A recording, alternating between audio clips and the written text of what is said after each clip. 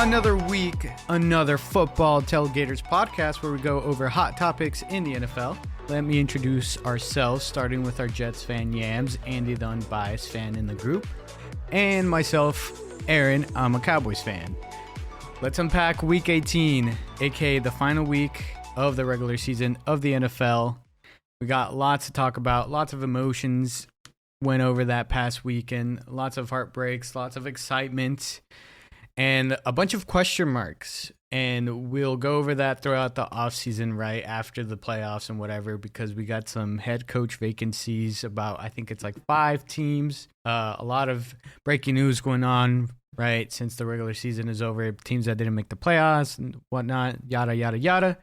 You get the point. So let's start with our warm-up, as we always do, with what was our weekly biggest disappointment and surprise for this final week of the regular season, which is Week 18. Let's start with weekly biggest disappointment for Week 18. Biggest disappointment is the Jacksonville Jaguars. They could not win against the Tennessee Titans. What happened? We have Trevor Lawrence, the quarterback that everybody's been saying he is a generational talent. And then you have Doug Peterson, the coach that won the Super Bowl with the Eagles. He came here to fix the Jacksonville Jaguars, and they weren't able to make it. Big disappointment. Mine is a little bit more on the, I guess, selfish point of view, and probably not going to be really a popular opinion with the Cowboy fans. But for me, it's the Green Bay Packers making it to the playoff spots. I really wanted a team that's going to challenge the Cowboys. I feel like there's not a good team to play the Cowboys, and Cowboys need a good team. They can't just keep strolling by beating bad teams. It's not going to help them at the end. I'll get to my point and say that really the biggest disappointment, which, I mean, we're kind of saying this as the regular season disappointment, it looks like, but the Carolina Panthers, to me, so disappointing to the way they ended the season, especially when they could have won this last game against a team that was fighting for a playoff spot. And, you know, they won, obviously, against the Buccaneers. It was a pretty boring game, but I'm disappointed in what went on in that whole organization, right? Even down to the GM, right? That clip that came out on him of him throwing a drink at a fan. It's awful. You said they won, awful. But they lost against the Buccaneers. That they could have won. Oh, okay. Sorry. That they could have won. Pay attention. Ears up. 9-0. It was a game that they could have had, if I'm not mistaken. DJ Chark could have had a touchdown catch, and they failed to even muster up a final win, right? A final hurrah, even with the head coach firing, right? And the GM, it's a disaster with the Panthers, and especially even more painful. Salt to the wound. Add a salt to the wound with CJ Stroud going into the playoffs, as him being the number 2 pick in that draft class over Bryce Young. So, yeah, that's my weekly disappointment, or I guess at this point we're calling it the regular season disappointment. What about the biggest surprise for this season? For me, it would be the Bills beating the Dolphins after Josh Allen playing pretty crazy, pretty reckless, had a crazy start. It almost felt like if the Bills were to lose, it was to blame Josh Allen, but his craziness made it work, and they won. How about the Pittsburgh Steelers being able to squeeze themselves into the playoffs once again? And they needed scenarios to happen. Yes, there were easy scenarios for it to happen, but I mean, they're still in. Even with all of the criticisms that they had throughout the whole year, they're in. I'm surprised at how bad Philadelphia is right now. I'm so surprised after a measly 10-1, right? Which the fans were hardcore defending, right?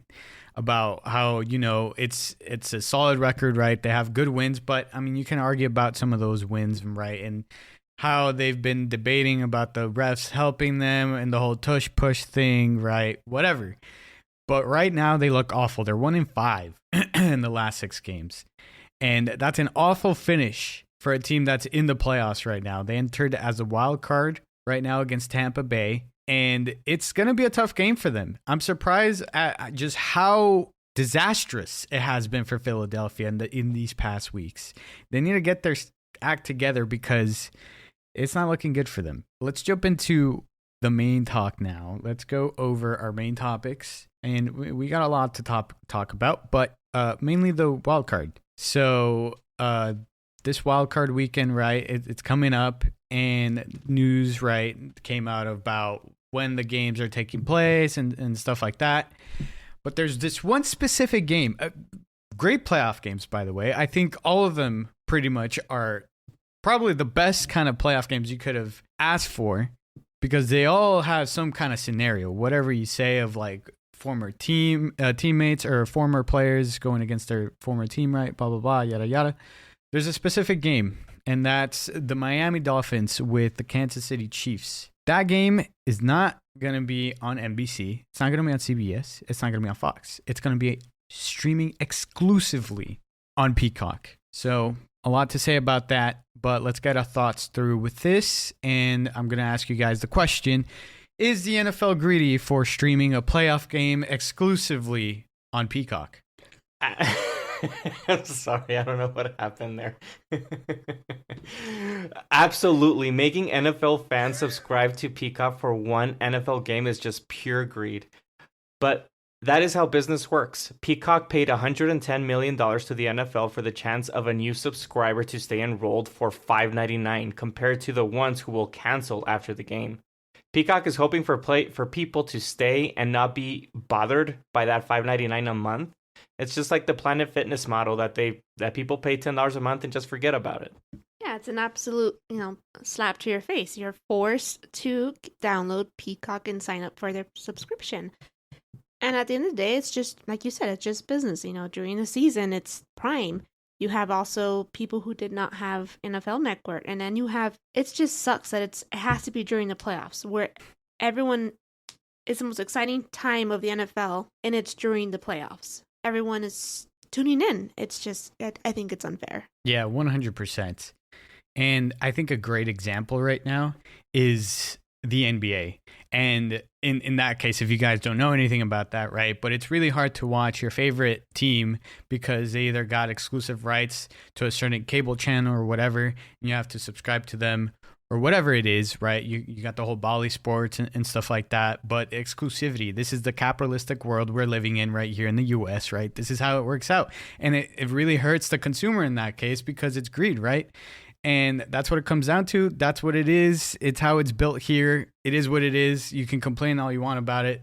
They won't really care unless there's huge outrage. So nothing's going to change unless a lot of people complain about this. Will there be huge outrage? I'm not sure right now because it's brand new. We'll have to see how it rolls out, right? People's opinions when the weekend comes and people are complaining about having to spend $6, whatever it is, however you look at that, throwaway cash. Some people don't look at that as throwaway cash. It is what it is, but I'm going to be surprised. Stupid. Yeah. I'm going to be surprised of how many people are going to be able to subscribe to Peacock compared to just going out to a bar and just seeing it and make the bar pay for it. And it'll be based on the numbers to see if the NFL and will ever do this again to just give it to one subscription streaming service. I believe that Netflix was one time at the point of asking for NFL games as well. I think so, yeah. But of course you're going to sign up for a $5.99. It's so easy. Just go and click submit, and that's it. You don't have to go and fight for parking. You don't have to go fight for a table. You don't have to fight. Yeah, that's the argument you can make, right? Exactly. But to some other people, $6 is $6, right? You got to account for everything else they spend on, right?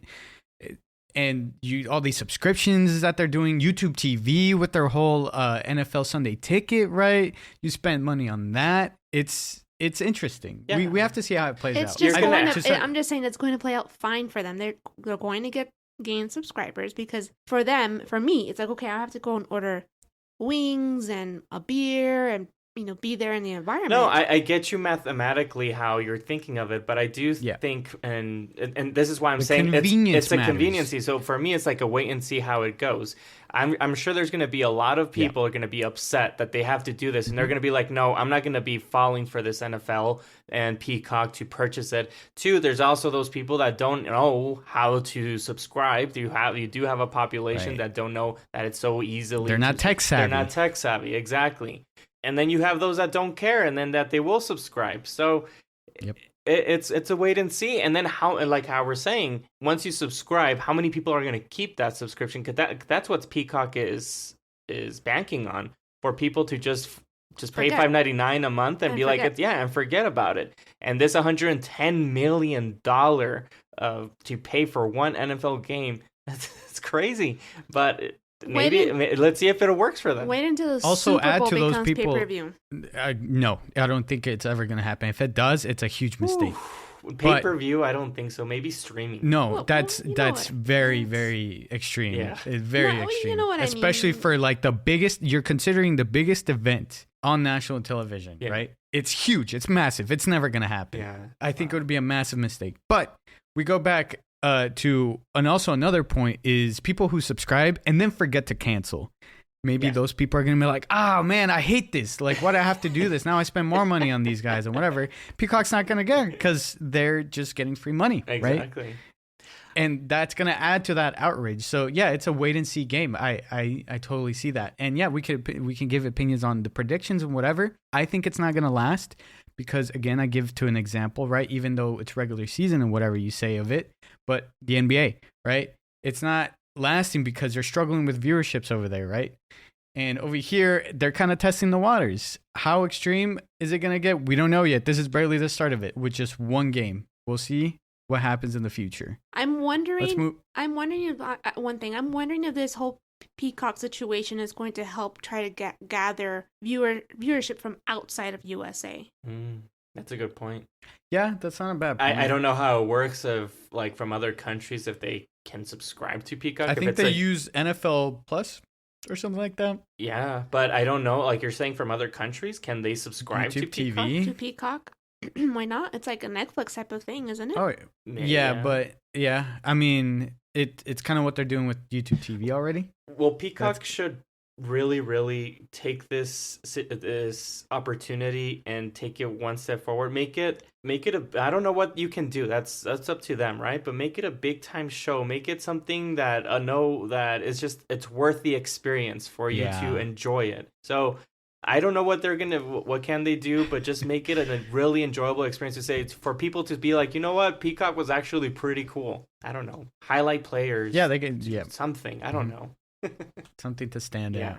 It's a brand new thing, so we have to wait and see what happens. I want to talk about now the Philadelphia Eagles and how I mentioned them earlier in this podcast, but we're gonna go over and their, I guess, ending to this regular season. They're in the playoffs, right? They didn't win the NFC East, even though it was pretty much gifted to them by the Cowboys, and they still couldn't take advantage of that. They finished second in the NFC East with an 11-6 record. And their final games, it was bad. The last, I said 6 games, it was 1-5. They dropped one against the Giants with this past one. They dropped against the Cardinals, the Seahawks, the Cowboys, and the 49ers. And their only win in that time span was against the Giants, and it was kind of close. So, not that they're going into the playoffs as a wild card. What do you guys think? What's wrong with the Eagles?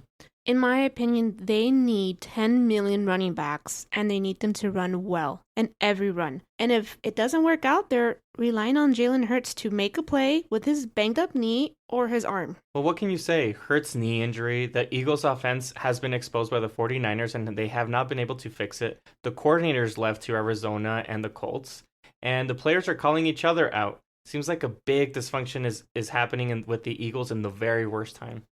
Yeah, I totally think they need to really go back to what they one time tweeted, fundamentals. They need to go back to that. They need to figure their situation out, right? They've had plenty of injuries this past Sunday. They had those injuries with Jalen Hurts and A.J. Brown. Their secondary is awful. They need to figure out the running game better. And they need to figure out, hey, this is what happens when you rely on like a cheesy play on 4th and 1 or whatever it is. And an actual running game system that they have going on. And I think right now we see the weaknesses of the offensive coordinator that they have, right? It's not that good. And they're going against a team that I think has a pretty good defense, which is the Tampa Bay Buccaneers. And this is their time to really get their act together, or else this is going to be a disaster for Philadelphia.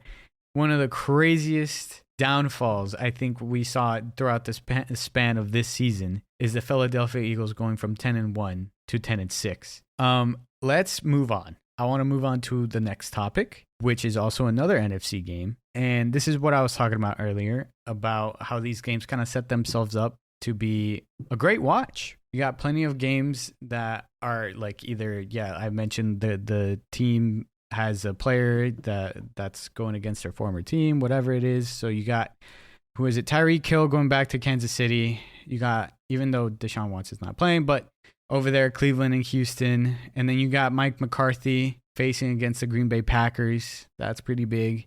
And here we have the Detroit Lions against the Los Angeles Rams playing in Detroit. And you got Jared Goff going against Los Angeles Rams, and you got Matthew Stafford going against the Lions. That's a weird thing to say if you say that, like, I don't know, 5-6 years ago. But that's the case right now. They face each other on Sunday night. And I'm going to ask you guys this question. Who has more to prove in the revenge game? That is the Lions versus the Rams. Goff or Stafford? Jared Goff has more to prove here because of the history that went down with McVay. They went to the Super Bowl together, did not win. Then McVay shipped them off to Detroit and got Stafford, and they won the Super Bowl. So I think he would become out more motivated to eliminate McVay, his old former boss, from running the Super Bowl again. Yeah, definitely Jared Goff. Living the scenario of you being traded, even though you did go to the Super Bowl with your previous team, and then seeing your former team win the Super Bowl the same year you were traded, seems to me that you would like to kick out your former team and the coach that traded you. 100%. Especially when Jared Goff has the upper hand here with the better offense and the better defense, in my opinion, right? They're kind of stacked on the Rams side too, but I think that the Detroit Lions can take advantage of the Rams defense, especially on the passing game. Yeah, the Rams have Puka Nacua, and he's been amazing. He's a great rookie, and they have a great running back with Kyren Williams. But I think the Rams are not going to hold up with the pressure that the Detroit Lions have at the defensive line. And at the end of the day, I think Jared Goff is going to get the last laugh here, and it's going to be pretty satisfying to him after he was basically thrown away by the Rams. It's going to be satisfying. And I hope, either way, I like both guys. I think both quarterbacks are great. I like both of them. I think both teams are great. It's going to be a great game to watch. For sure. But I think definitely Jared Goff is getting the last laugh. Oof.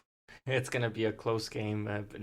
I think it's the best game of the week. Mm-hmm. Hey, how about the Rams, though? 10-7, second in the West, NFC West, right behind, obviously, San Francisco. I don't think a lot of people had them that high. I don't think they had them as a double-digit win team they had at them all. as one of the worst teams. I would say that Sean McVay should be considered pretty highly to be the coach of the year. I know that you have the Colts head coach.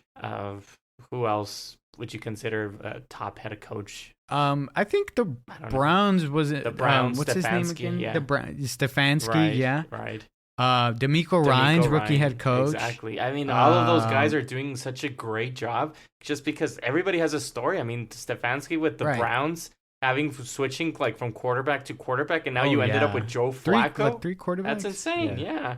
And then D'Amico Ryan with an offensive rookie, even though it's just a rookie, just himself, just makes it a lot more easier. But then you have Sean McVay, like you're saying, that everybody was putting them as one of the worst teams in the NFL coming into the season, and now they're going into the playoffs, and teams are pretty scared of them as well. So, yeah, I would consider Sean McVay a top candidate to be coach of the year.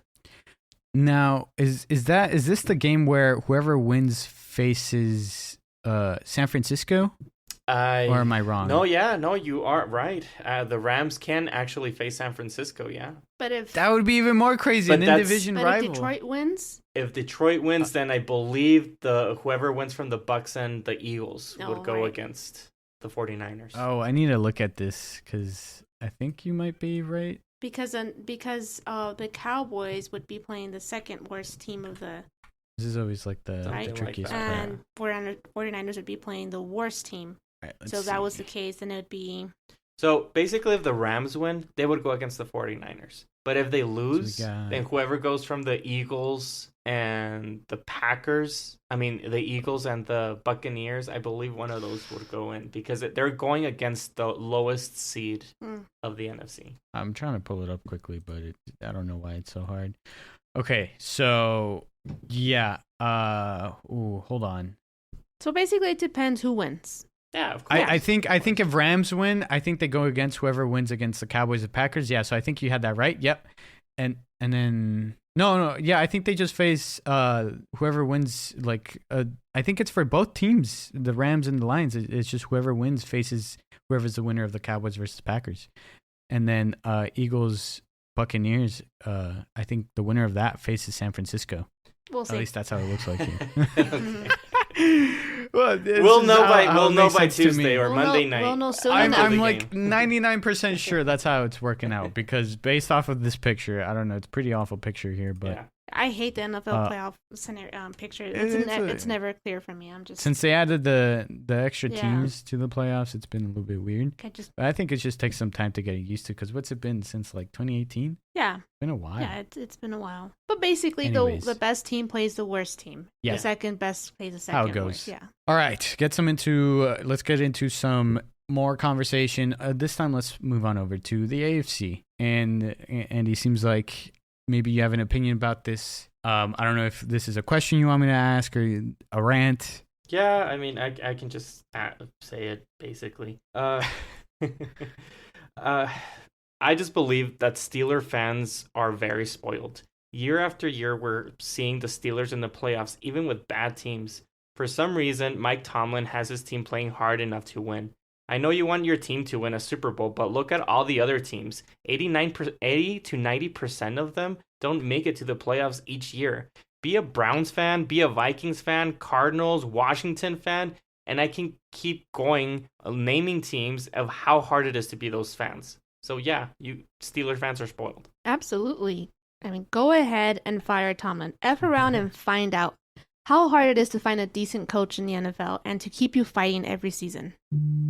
I mean, it's kind of tough. Yeah, in a way, they are spoiled. The fact that they sneaked their way into the playoffs. But, I mean, when's it been kind of serious? It's been just, I can't remember the last time they were actually pretty legitimate when they're in the playoffs. They just find their way some way, somehow. Well, it hasn't been since Roethlisberger, but it's the same situation that every team has. You need a quarterback to win.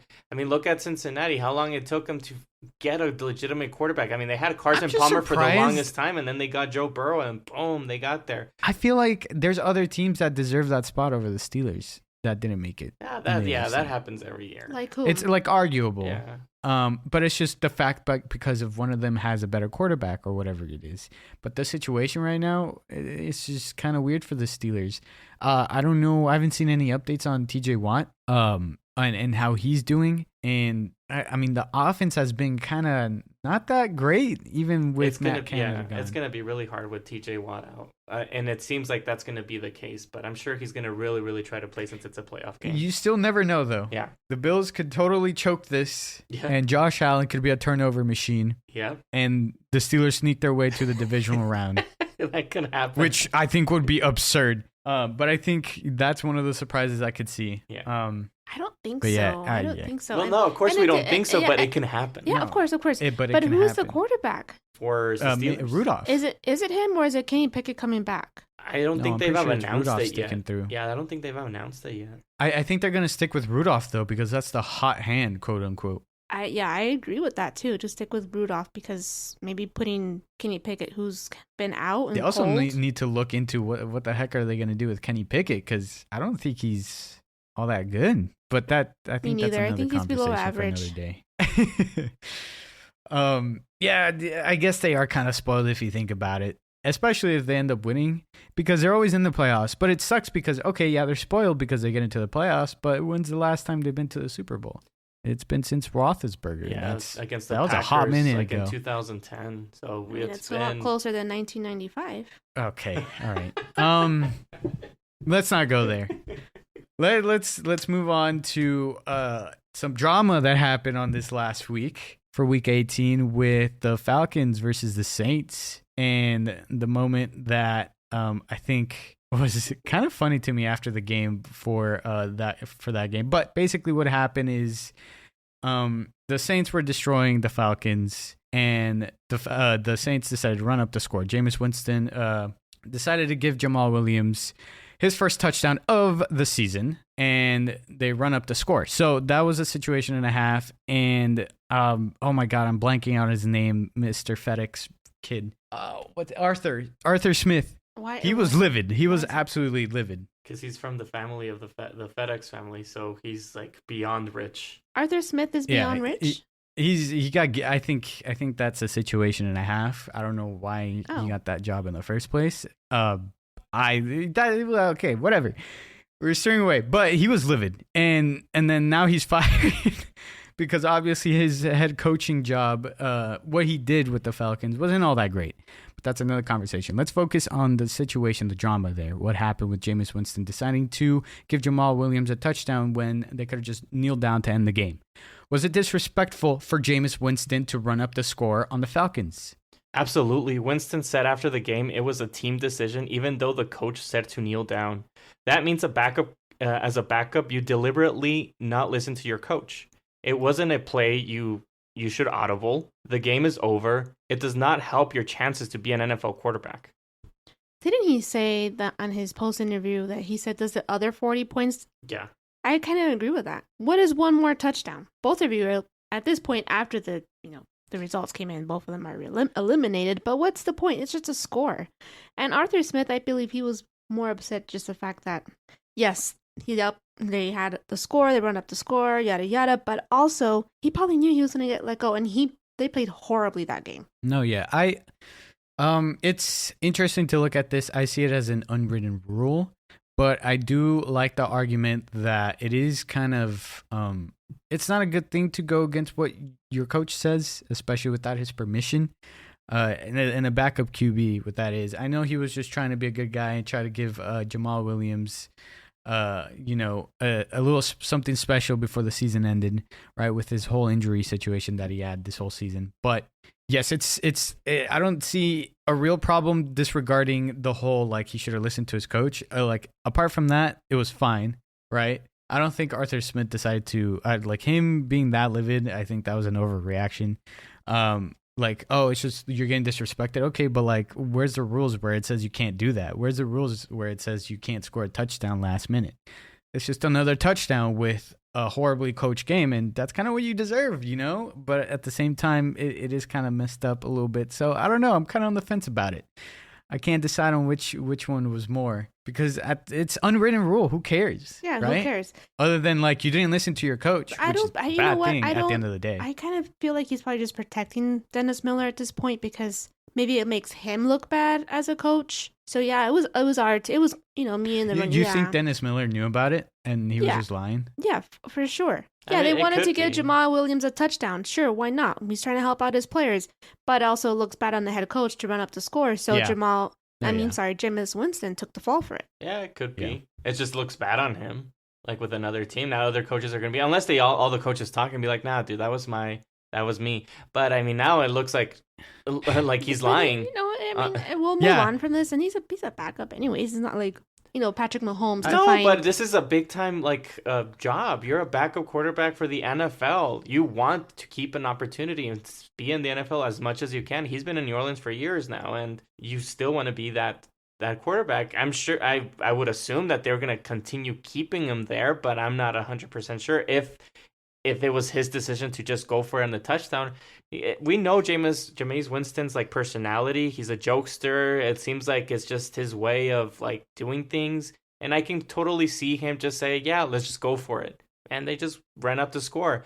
It's not sportsmanship, if you want to call it that way. That you're running up the score. Like, you really want to continue beating me down even more? Like, the game was over. Like, let's just go home. And now you're making me look even worse. And he got fired. So it could be even that. Like, the score even looked even worse than it was. So who got fired? Arthur Smith. Yeah, Did you say Smith. Jamal? I mean, he was going to get fired either way. He was going to get fired either way. Did you say Jamal Williams got his first touchdown of the season?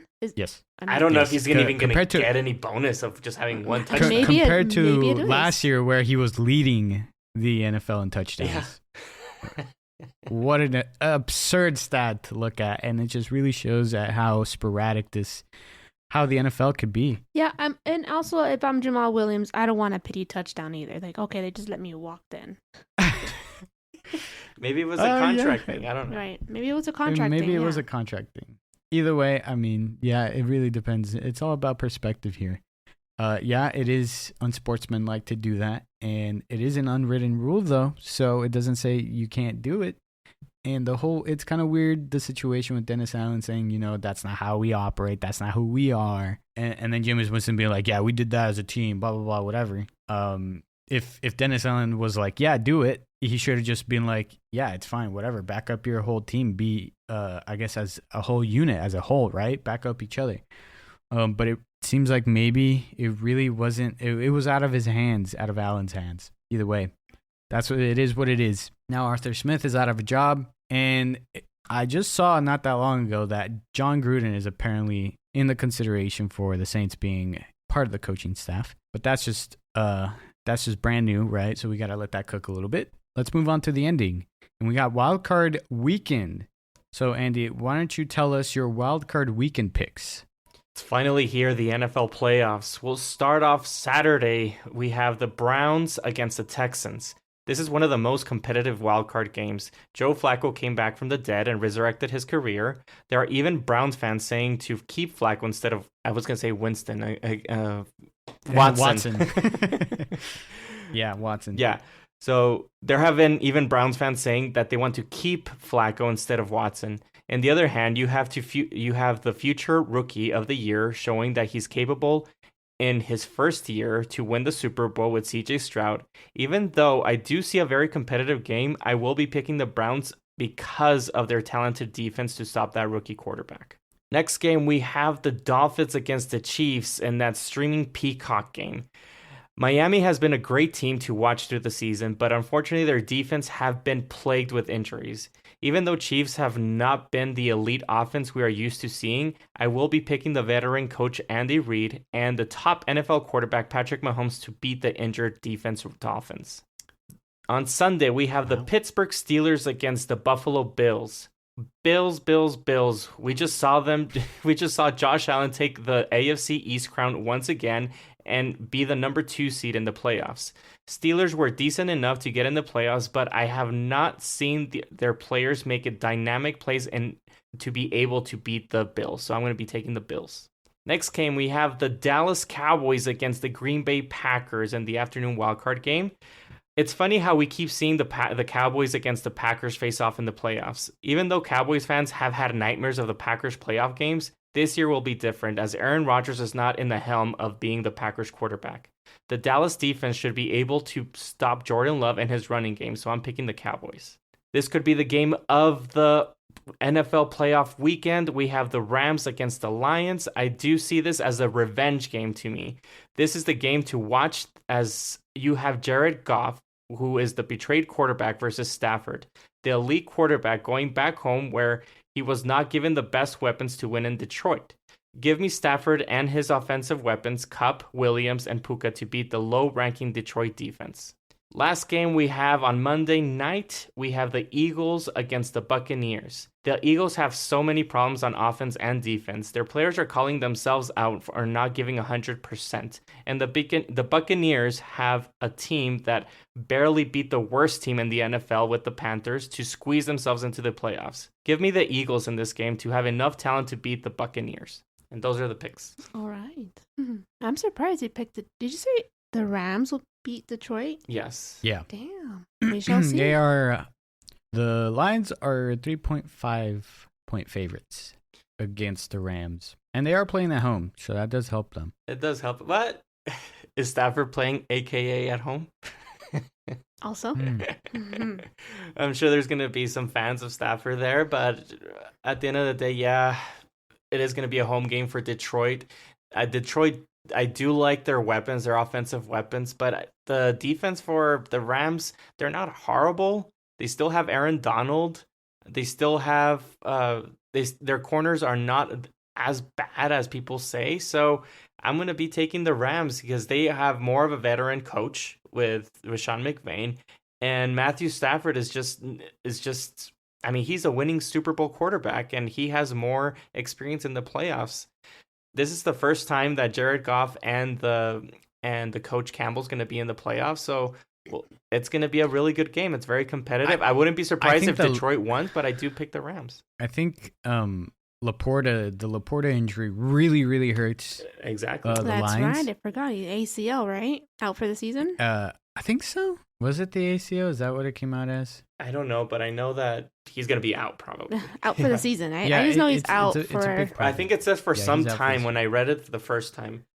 He shows up as questionable, but I think might be... I don't think it's ACL. I hate those fake news things out there that says torn ACL. No, I don't think, it's ACL. It was just, once he got injured, it's like he's going to miss some time. So this game particularly, he's going to be out this game. But they still got their hands full with Montgomery and Gibbs and St. Brown. And Jamal Williams.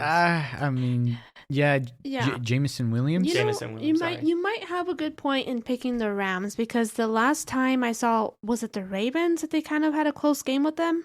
No, they got destroyed by the Ravens. They got destroyed? The Lions. No, not the Lions. They got destroyed. Rams. Didn't the Rams play the Ravens and they kept it pretty close? Yeah, it was close. It went to overtime. They kept it pretty close and they kept it pretty close with San Francisco too. They did. So I guess they have a really good run defense, if you will. The Rams. The Rams. And their running back, they didn't even play him in this last game.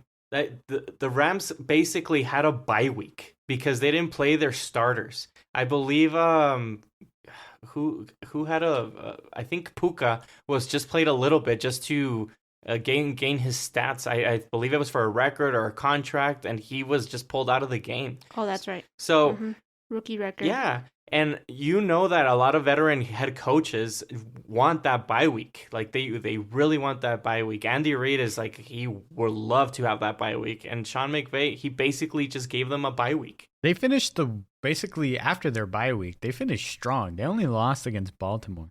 It was against some pretty semi-weak teams. You could argue that Seattle's not that weak. Cleveland obviously was a surprise, but I didn't know. I forgot the quarterback situation there and how it was. But again, not this last San Francisco game, but the first one I think was in week 2. It was way too early, a completely different situation compared to how it is right now. But I think that was only like a 7-point game for them to, I think, win it. It's gonna be a surprise for sure, and I think definitely Laporta hurt. The whole situation with him, it hurts the Lions. I think Hutchinson needs to step up. That secondary needs to step up against Kupp and Puka, and even Kyron Williams. I keep forgetting to mention him, but like that's part of Aiden Hutchinson's job as well, right? In that interior line of the Lions. And they need to step up, and this is a great chance to show that this is not the same cursed Lions team that it's been in the past years. So we'll see what it's like for them. But I'm kind of rooting for the Lions here because I like them as a team. Yeah. And it sucks to what happened with the whole Cowboys thing. You know, apparently they're still not over it, but it is what it is. You know, and that is not, people are saying that's controversial. That for me, it's not controversial. You know, the Dallas, if they knew that guy was eligible to catch the ball, they probably would have put somebody in there. Maybe they wouldn't have, but Dallas didn't know that he was eligible because it wasn't announced. So it is what it is. The ref, the official, is the one that screwed it up. If Detroit did make him eligible and did tell him, but he didn't listen, it is what it is. Yeah. It adds fuel to the fire for Detroit from the last playoff game. Yeah. That one I do agree with the Detroit fans. How do you throw a pass interference game in a playoff game and then pick it up, even though it was completely blatant pass interference? So yeah, it's tough. But congrats, Yams. The New York Jets have a top 10 pick in the NFL draft. Congratulations, they are number 10. So at least you won in some way, right? Get that left tackle. If he's still available. There's a few. No, there's a few. There's a good chance. I think there's a lot of teams that are getting quarterbacks and offensive weapons, right? Yeah. That's not an O-line. And if Marvin Harrison Jr. that goes into the NFL, that's going to be a top 10 pick for sure. So, yeah, there's going to be opportunities for left tackle. Hopefully not the Commanders. Hopefully not Washington. Yeah. Hopefully not Washington. I'm just happy to get rid of Bill Belichick. Hey, that's another thing we need to keep an eye on. Yeah. After what happened. Congrats on that win, too. Finally won against the Patriots. Because you guys lost the first meeting. Hey, man, I don't know about you. Do you feel nice that the last game that Bill Belichick played and he lost was against the Jets? I do. There you go. pretty satisfying ending for you and sour ending for him, possibly, if that's his last time coaching ever, or maybe for that team. Anyways, we're going to end it here. Thank you guys. To those who made it to the very end, we'd love to see you guys giving your opinion with us on our social media, which is football_tailgaters on YouTube, Instagram, and TikTok. Thank you guys again for listening, and we'll see you guys in the next episode.